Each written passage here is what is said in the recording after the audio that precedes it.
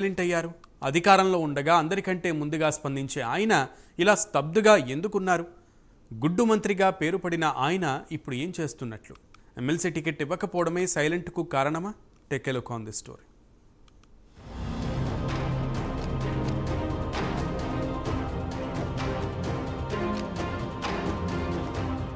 మాజీ మంత్రి వైసీపీ నేత గుడివాడ అమర్నాథ్ పూర్తిగా సైలెంట్ అయిపోయారు.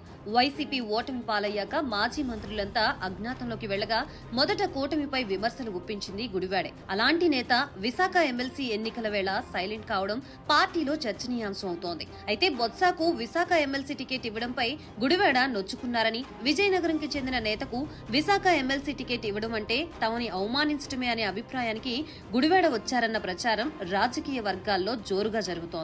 వైసీపీ హయాంలో విశాఖ జిల్లా అధ్యక్షుడిగా ఉన్న అమర్నాథ్ ని కాదని పక్క జిల్లాకు చెందిన నేతకు ఎమ్మెల్సీ టికెట్ ఇచ్చారంటే గుడివాడ సామర్థ్యంపై జగన్ కు నమ్మకం లేదని మెసేజ్ ఇవ్వడమేనని ఆయన వర్గం అంటోంది. అందుకే ఆయన సైలెంట్ అయ్యారని అంటున్నారు.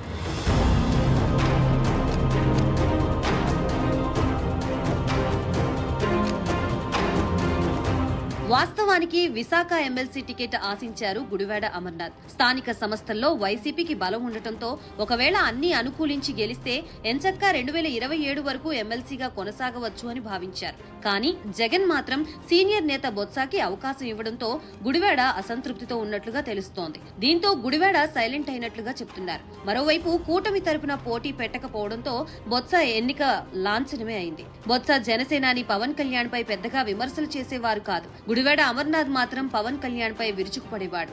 అలాంటిది కలిసి వచ్చిన ఒక్క అవకాశం అమర్నాథ్ కి ఇవ్వకుండా బొత్సాకు ఇవ్వడంపై అమర్నాథ్ తీవ్ర అసంతృప్తితో ఉన్నట్లుగా రాజకీయ వర్గాల్లో చర్చ నడుస్తోంది. చూడాలి మరి రాబోయే రోజుల్లో అమర్నాథ్ ఎలాంటి నిర్ణయాలు తీసుకుంటారో.